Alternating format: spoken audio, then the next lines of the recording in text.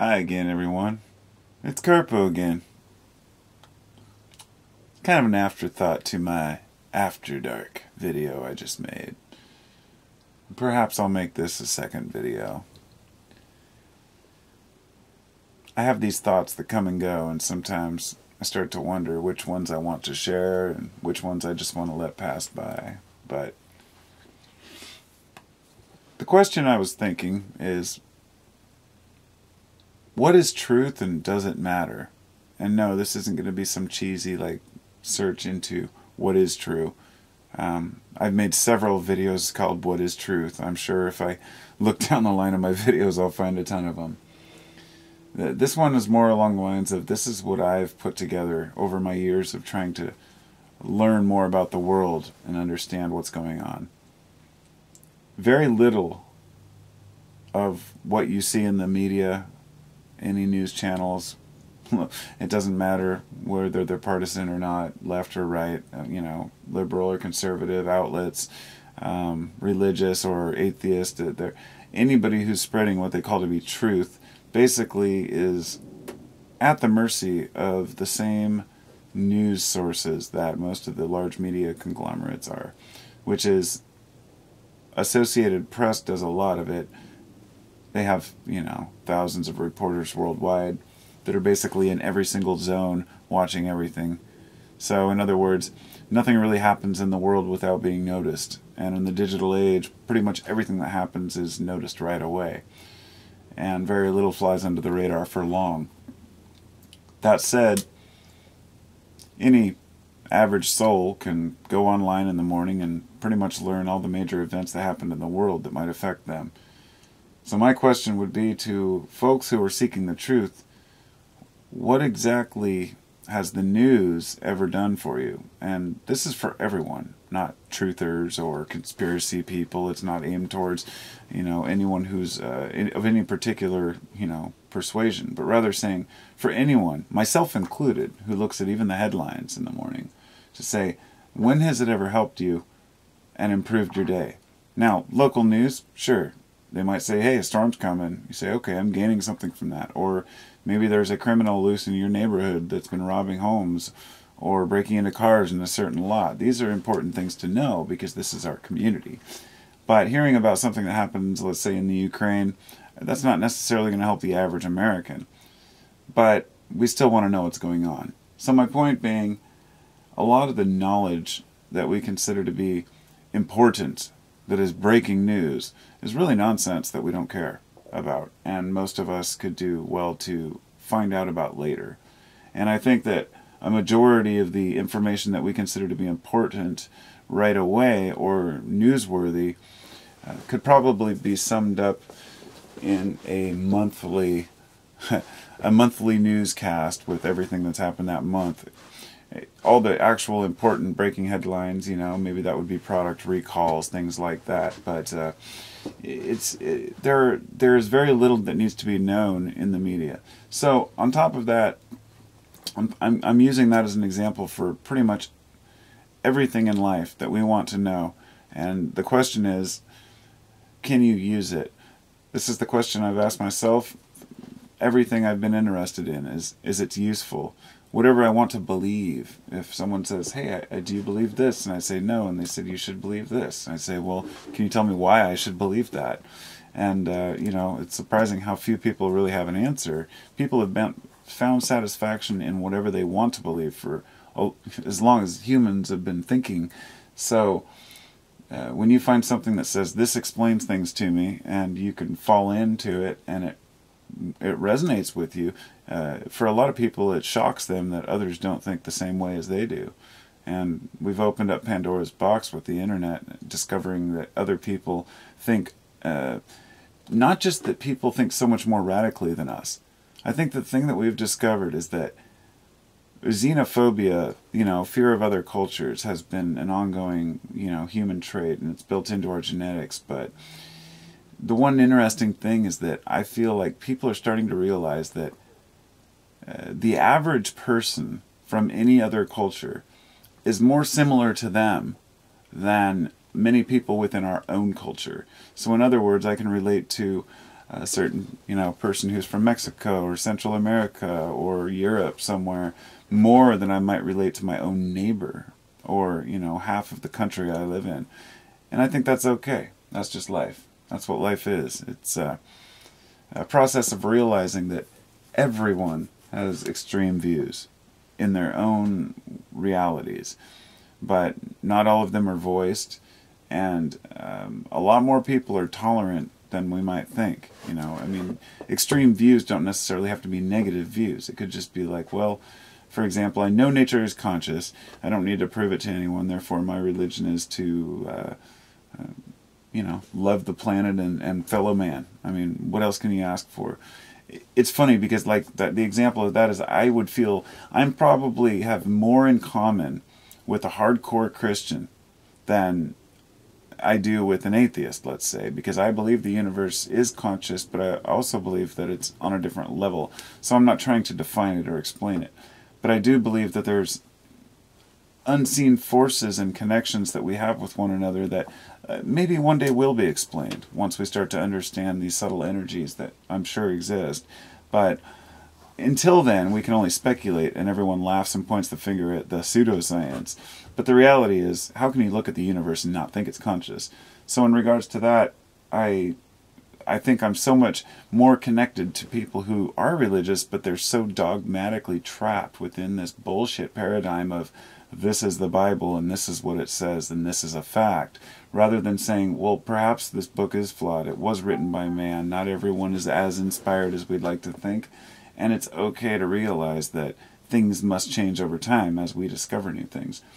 So anyhow, spiritually, we're much more connected in that realm than I think a lot of people realize. And there's so much infighting within even, let's say, Christian religions. The Protestants and Catholics. I don't even understand how so many different factions could form and yet be resistant to one another and actually look down on other beliefs in Jesus, in the same exact belief system, with the same exact prophet, but just interpreting the Bible differently. And that tells me everything I need to know about man's flaws. There's no way that man could perfectly decode a book or write a book if there's no way that man can even agree on how to decode it. And I'm not going into the details, and I'm not bashing religion here. It's just something that comes up over and over when I say, hey man, can't I just say we both believe in something greater? And if we break it down to the commandments, if you will, like Carlin always said, there's not 10 commandments, there's like 2. Once you combine all and remove all the bullshit, it's like be nice and don't fuck don't kill other people. It's pretty simple. I think that's when we follow our instinct a little bit, we can get ourselves in trouble, but we can also learn a lot. Just being and existing and eating and working and doing something with our lives is, but as humans we're conscious and we ask for more. We have to create more, and this builds barriers and walls between us, because when we're convinced we know something and the other person's wrong, it's really hard for us to back down and say, okay man, maybe you're right, maybe I don't know what I'm talking about, because god damn it, no pun intended there, I have been wrong so many times. And I've had discussions with, say, religious folks, and I said, maybe you are right. Maybe when I die, I'll have my soul weighed in heaven. I don't know. Maybe I'll see Ra. I have no idea. But like I was saying with George Carlin, one thing he said was, he said, I worship the sun. The sun. He's like, I can see it, and it keeps everything alive. And the guy was just genius, he was the funniest dude. And really kind of a hero. He saw through the illusion, but he also he was frustrated by the fact that we're all so divided on the stupidest shit and distracted by stupid shit, which is no different today. And I don't think that's going to change, but we're all doing our best, I guess is the thing. And I'd love to see humans connect on that level of seeing things not the same, and not trying to convince each other that we're right or wrong, but rather saying, wow, that's interesting, I'm glad that's working for you. Instead of saying, no, you're going to hell, Same with political views. You know, oh, you believe this? You're a fucking idiot liberal. Or, oh my God, you believe this? Oh, you're a Nazi fucking conservative. It's like people are completely fucked up in their own realities and stuck in their delusional, you know, pathetic, miserable, whiny, complaining, argumentative states where, you know, there's entire cultures of women who are used to being beaten by their frustrated, angry husbands who go off and, you know, drink and before they come home from work and come home and act like assholes to the kids. I've heard so many stories from kids who say that their dads were, you know, always mean to them, and I just think, you know, if culture changed just a little bit, we could affect a whole generation of people. But before you take that the wrong way, not that I don't want them to turn into a bunch of pansy-ass pussies, no pun intended, and also no offense meant by that. The whole PC culture, you know, not saying words like fag or retarded, or it goes on and on. The whole thing is like you have to be cautious about what you say because somebody's going to be offended. You just have to give up on giving a shit if people are offended. If people are offended, then I don't give a shit. It's just the way it is. The key is not to worry when people are offended about silly things or words, but rather to try not to offend people and try to use things in proper context. And I think that that's where we get into a lot of arguments, is when somebody says something that where somebody gets triggered, and it really does cause kind of an argumentative panic back and forth. And once a person gets in defensive mode, their body starts, you know, going into fight or flight, producing cortisol. You know, the frontal cortex, I think, shuts down, and you start to, you know, go ooh, ooh, ooh. You become a damn monkey. That's just the reality of it. And men are so much worse, and that's why, you know, yes, there are differences between men and women in that way. You know, it's like funny that people, that's another thing people can't even talk about. It's like, yes, men have a lot more testosterone in general, and this causes much more conflict, territorial disputes. We are programmed and hardwired to fight, so it's a matter of, you know, acting like apes for a minute, and then shaking hands and laughing and smiling and saying, wait a minute, we caught ourselves. You know, we caught ourselves battling. The only time I think we should be fighting with other people we don't know like that, or arguing, is when we're doing it in a good-spirited nature, a good-natured way. Like in politics, you know, as much as people hate politics, it's amazing that people can get along the way they do. You know, the ones that do, you sit in a room with like 20 people who all disagree and try to be civil enough to come to a consensus. I mean, that takes a lot. I mean, I could barely deal with the politics of my own life, let alone, you know, agree with a whole bunch of different people.